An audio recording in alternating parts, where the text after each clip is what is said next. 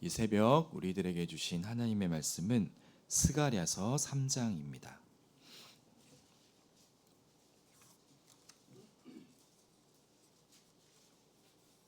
스가랴서 3장 4절과 5절 말씀을 우리 한 목소리로 천천히 읽어보도록 하겠습니다. 여호와께서 자기 앞에 선 자들에게 명령하사 그 더러운 옷을 벗기라 하시고 또 여호수아에게 이르시되 내가 내 죄악을 제거하여 버렸으니 내게 아름다운 옷을 입히리라 하시기로 내가 말하되 정결한 관을 그의 머리에 씌우소서 하매 곧 정결한 관을 그 머리에 씌우며 옷을 입히고 여호와의 천사는 곁에 섰더라. 아멘. 어제 학계에 이어서 오늘부터는 이 스가랴서를 묵상하게 됩니다.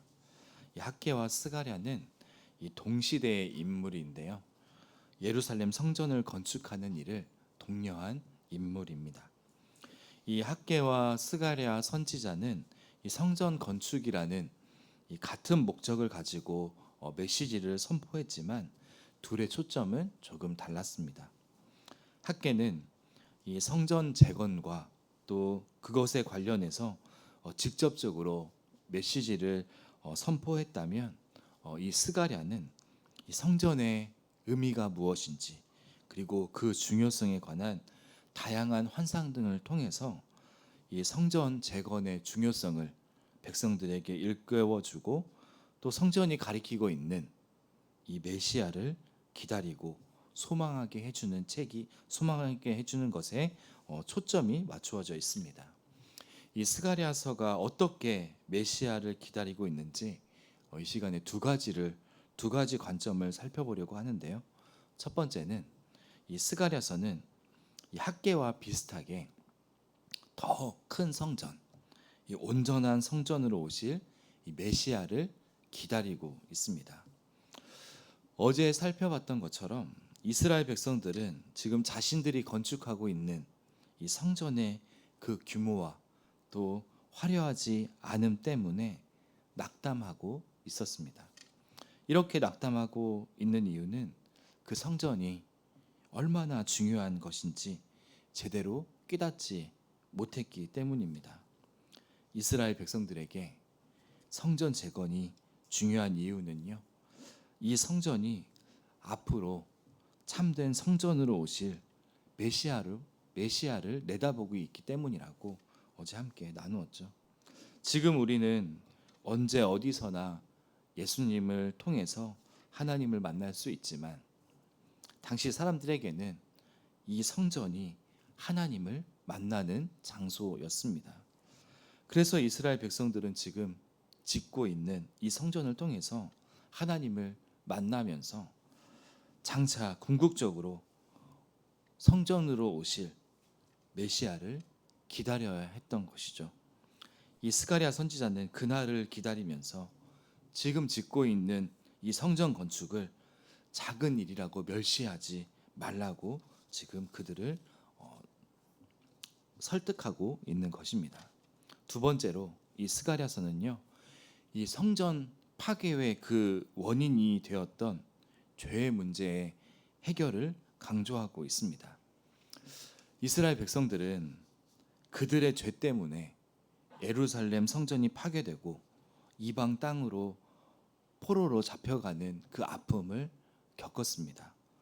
그러므로 그들에게 온전한 회복이라는 것은 죄의 문제가 해결되어야만 가능했던 것입니다.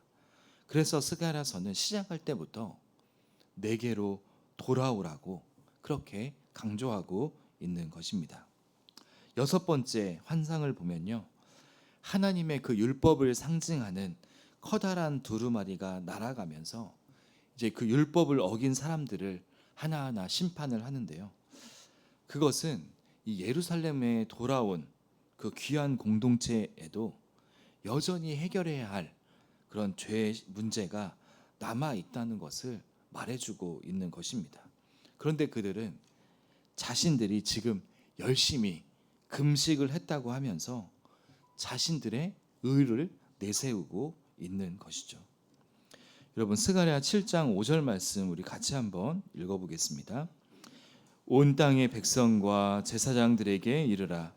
너희가 70년 동안 다섯째 달과 일곱째 달에 금식하고 애통하였거니와 그 금식이 나를 위하여 한 것이냐. 여러분, 하나님께서는 이들에 대해서 너희가 한 그 금식이 나를 위해서 한 것이냐고 이렇게 물어보고 있습니다. 이어지는 말씀을 계속해서 보면요, 겉으로 행하는 그 금식만 있고 지금 그들과 함께 살고 있는 다른 이웃들에게는 그들에게 진실하게 재판하는 것, 이것뿐만 아니라 인애를 베풀지도 않고 긍휼을 베풀지도 않고 가난하고 약하고 소외된 이들을 돌봐줘야 하지만 그렇게도 하지도 않았다는 것을 계속해서 말해주고 있습니다. 이스라엘 백성들은 이러한 본질적인 것은 하지 않은 채 그저 외적으로 금식과 같은 이런 종교 행위만을 하는 것으로 자신들을 지금 의롭다고 자랑하고 있었던 것입니다. 사랑하는 여러분, 하나님의 은혜로 다시 귀환한 그들이었지만 여전히 자신의 의로 똘똘 뭉쳐 있는 이스라엘 백성들을 보면서 한편으로는 답답한 마음도 들지만 또 다른 한편으로는요, 어쩜 그렇게 우리들의 모습과 똑같을까 하는 생각도 들게 됩니다. 여러분, 그들이 기억해야 할 것이 무엇인가요? 저는 그것이 우리가 함께 읽은 오늘 본문 말씀이라고 생각을 합니다. 8개의 환상 중에 4번째 환상인데요. 이 환상은 이제 재판 장면으로 묘사가 되고 있습니다. 3장 1절 말씀 눈으로 잠깐 보시면 하나님의 천사가 재판장으로 등장을 하고 이제 사탄이 원구석에 서 있고 이스라엘 백성들을 대표하는 대제사장인 여호수아가 이제 피고석에 서 있습니다. 그런데 특이한 것은 이 피고인 여호수아가 더러운 옷을 입고 있다는 것입니다. 이것은 이스라엘 백성들이 가지고 있는 죄를 상징하고 있는 것입니다. 여러분들이 보실 때 이 재판 누가 이길까요? 누가 봐도 사탄이 이길 것 같지 않으신가요? 그런데 여러분, 하나님께서는 더러운 옷을 입고 있는 여호수아가 아니라 원고석에 서 있는 이 사탄을 책망하십니다. 여러분, 하나님은 어떻게 그러실 수 있으실까요? 이렇게 하신 이유가 하나님께서 일방적인 은혜를 베푸셔서 여호수아가 입고 있던 그 더러운 옷을 벗기시고 죄악을 제거해 주시고 깨끗한 옷을 입혀 주셨기 때문입니다. 우리가 함께 읽었던 4절 말씀 우리 같이 다시 한번 읽어보도록 하겠습니다.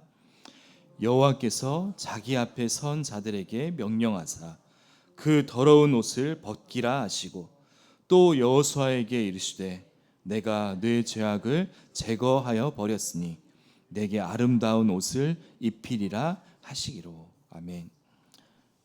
여러분, 귀환한 이스라엘 백성들이 기억해야 할 것은 그들의 의로 다시 그 땅으로 돌아온 것이 아니기 때문에 하나님의 은혜를 날마다 기억하면서 참된 성전으로 자신의 죄를 사해 주실 메시아를 소망해야 한다는 것입니다.